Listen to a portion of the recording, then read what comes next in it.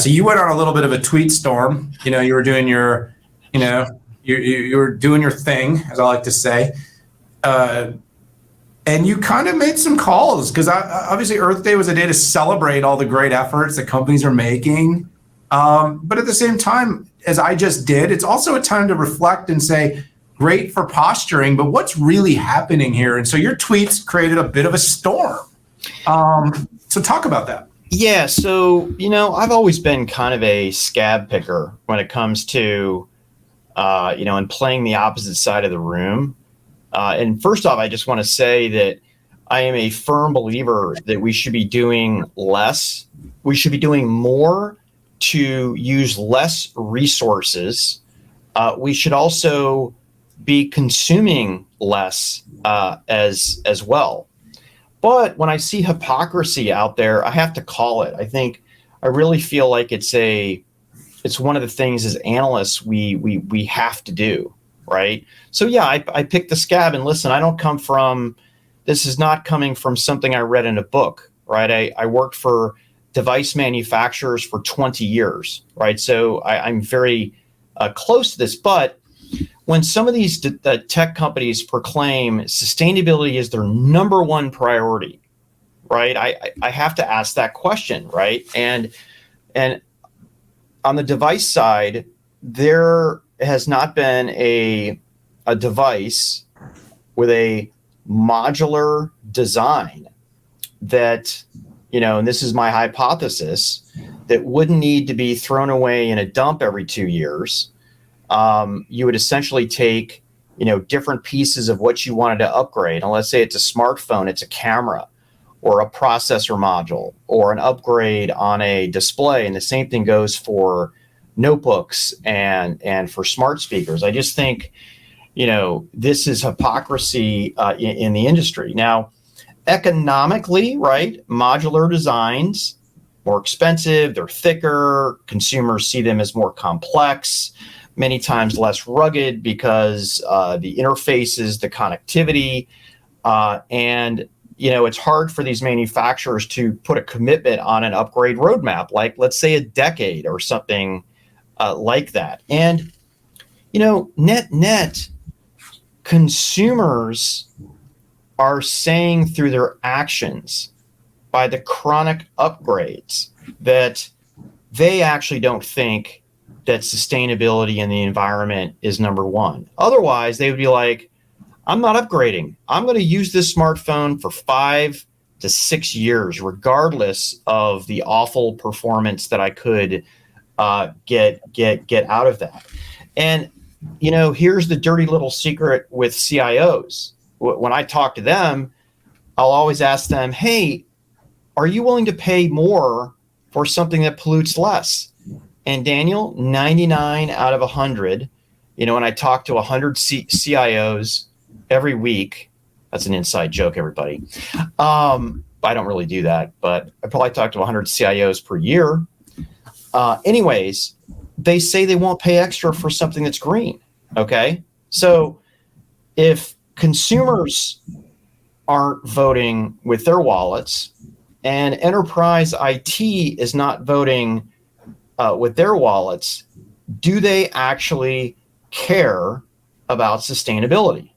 Right. And then another way I wanted to look at this, well, maybe the industry just hasn't done enough here. Well, guess what? In 1998, I was on the board of the Device Bay Consortium. It was Compact Computer. We were number one in everything. And that's who I worked for. It was Microsoft and it was Intel, right? And we were going to put together a modular architecture for floppy, hard drive, optical, and even processor and memory modules. You know what? It fizzled away. People weren't interested. It was too expensive. And it's funny. It's so old I can't even find it on the internet when I do a web search.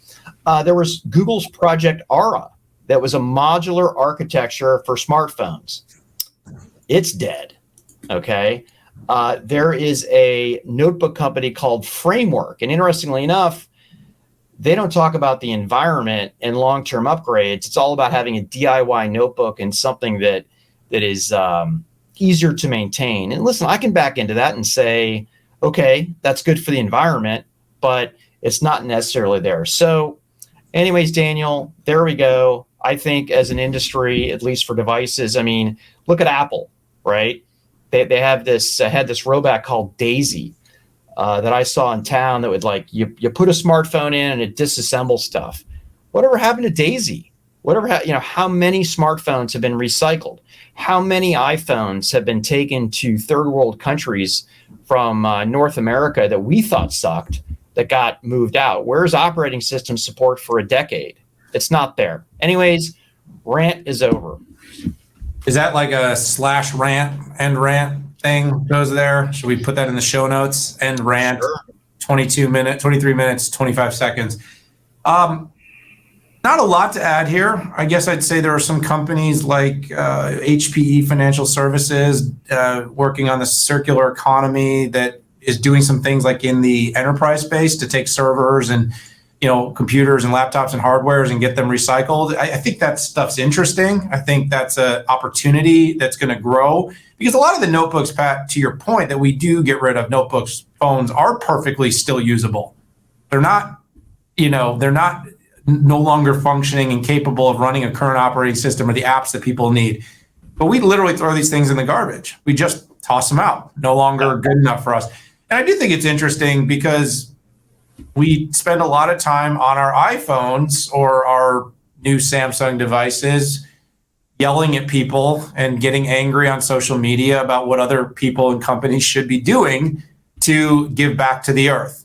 But this kind of goes on to just be what I would call a symptom of society, of today's society, Pat. And that's everybody wants things to be done, but they don't want to do it themselves. So they want climate change to be a focus, but not my phone, not my laptop, I need a new flat screen TV every year. I want to replace a car. I mean, heck, even Tesla. What are we gonna do with those batteries? Okay, because I'm pretty sure. By the way, where does most electricity come from? It's from burning coal.